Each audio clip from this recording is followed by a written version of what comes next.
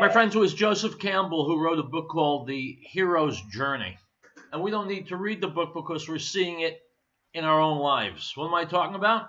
I'll tell you what I'm talking about. Item from Yahoo News, Dateline, The Washington from AFP.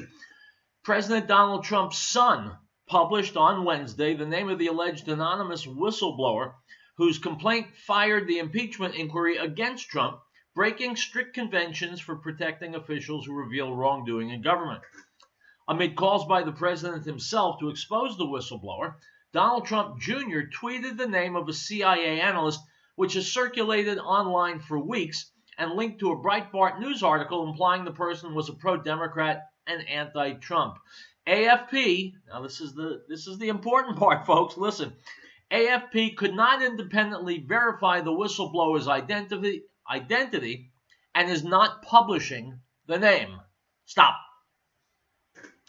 The hero's journey. Joseph Campbell wrote that the journey of the hero includes facing impossible odds, facing a situation in which everybody appears to be against him. Well, welcome to America 2019. Donald Trump has everybody against him, including the press. Now, here's AFP, Agence France Presse. First of all, they refer to this CIA jerk as a whistleblower. He's not. According to the legal definition of a whistleblower, he's not. He's a rat, a squealer, an informant, a traitor. Call him what you want, but he's not technically a whistleblower, and so he's not privy to all the protections that are afforded legal whistleblowers. That's number one. Number two, AFP, like most media outlets today, will run immediately out with any news that appears to harm the Trump administration, even if it's unfounded, even if it's anonymous sources, even if it's a rumor, even if it's a cut. But when it comes to this whistleblower, suddenly they're more Catholic than the Pope. Now they're journalistic ethics. They won't publish the name. So what they're doing is combating the Trump administration and siding with Adam Schiff and his scummy minions who don't want the name released. The bottom line is this. We've seen the name in public already. He's some CIA skunkworks dark scumbag who wants to try and score points in his career by taking down the president. It's already doomed to failure. But the fact that Agence France Presse refused to publish the name, which went out on Twitter, shows exactly how partisan they are. And it shows exactly whose corner they're in. Item from the Associated Press, Dateline, Lewiston, Maine.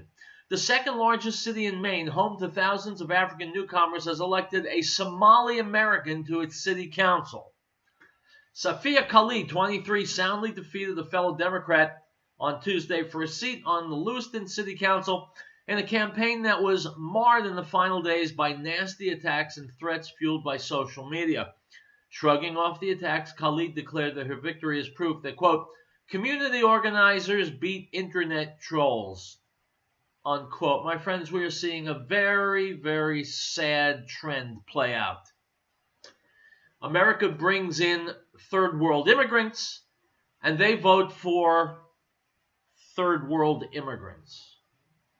There's no move here to assimilate and become Americans. They want to maintain their nationality, their national identity, and so they will vote for a candidate, whether she's equipped to hold office or not, simply based on her nationality, and that's not how the world is supposed to work. Remember what happened the last time people elected a Somali immigrant? Ilhan Omar, Minnesota. She's been a disgrace. Anti-Semitic, anti-America, married her brother, cheating on her husband, the whole ball of wax. Well, now we've elected another Muslim. And we appear to be going in precisely and exactly the wrong direction. Instead of disempowering Islam, so it doesn't prove to be any more of a threat than it already is, we are empowering it by putting Muslims in the government. I know what you're going to say, and you can stick it because you're wrong. We need to keep Muslims far away from the levers of power, just like we need to keep Democrats far away from the levers of power. Item from Reason.com. An 83-year-old retired engineer in Michigan underpaid his property taxes by $8.41.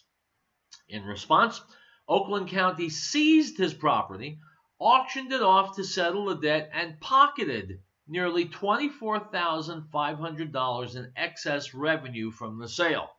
Under Michigan law, it was all legal and hardly uncommon. Stop.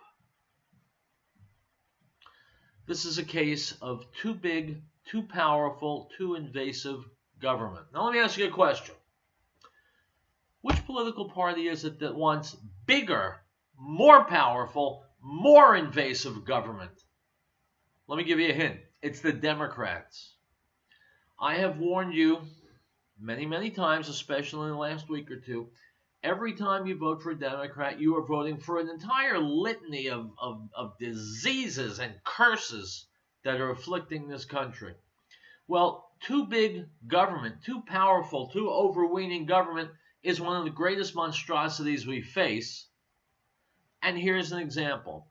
83-year-old retired guy, short on his tax payment by $8.41.